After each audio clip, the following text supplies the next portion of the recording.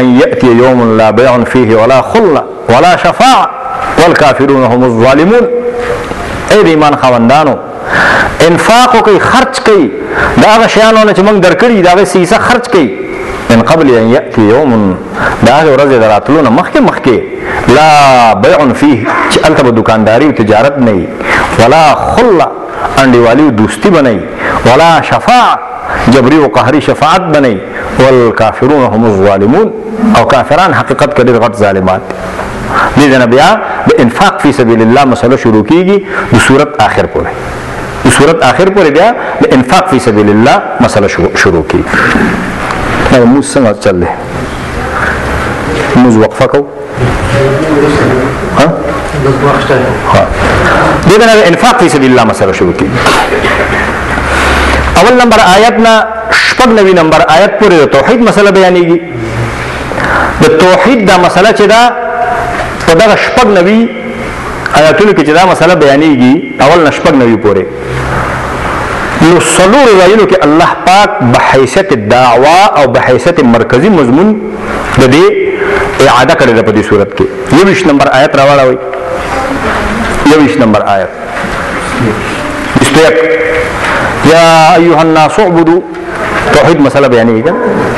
یا ایها الناس اے خلقو اعبدوا ربکم الذی خلقکم، بندگی وکړئ د خپل اغرب، عبادت د خپل اغرب وکړئ. ابن عباس رضی الله تعالی عنہ ترجمه ده وحدوا ربکم، وحدوا ربکم، یوازې د خپل رب عبادت او بندگی وکړئ. الذی خلقکم چې کوم تاسو پیدا کړی، والذین من قبلکم هغه چې تاسو مخکنی خلق، تاسو نه مخکنی خلق پیدا کړی، لعلکم دې لپاره تتقون چې تاسو ځان د الله د عذاب نه وساتئ. د الله د عذاب نه سره په دې طریقه باندې ساتل کیږي چې د الله عبادت کوي، د الله بندگی کوي او شرک الله سره نه کوي.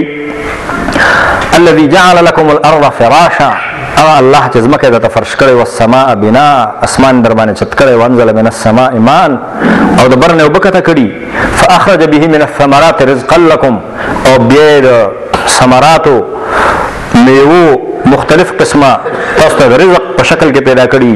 فلا تجعلوا لله اندادا، نو الله سره شریکان مگر زوی، وانتم تعلمون، او تاسو په دې خبره باندې پوهیږئ چې د الله شریکان نشته، او دا کارونه ټول الله کړي.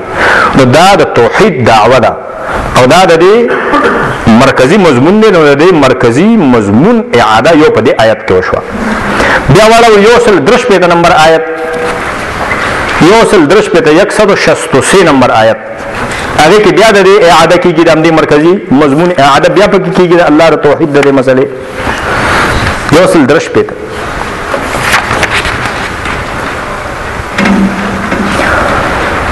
وإلهكم إله واحد، استاسو معبود یو معبود د ډېر معبودان نه دي.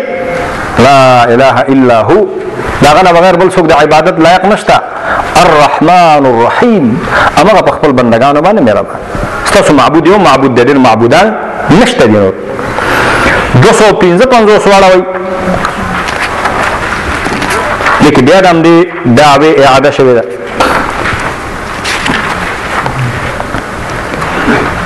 255 کې الله فرمایي الله لا اله الا هو، آیت کرسی چوته وي.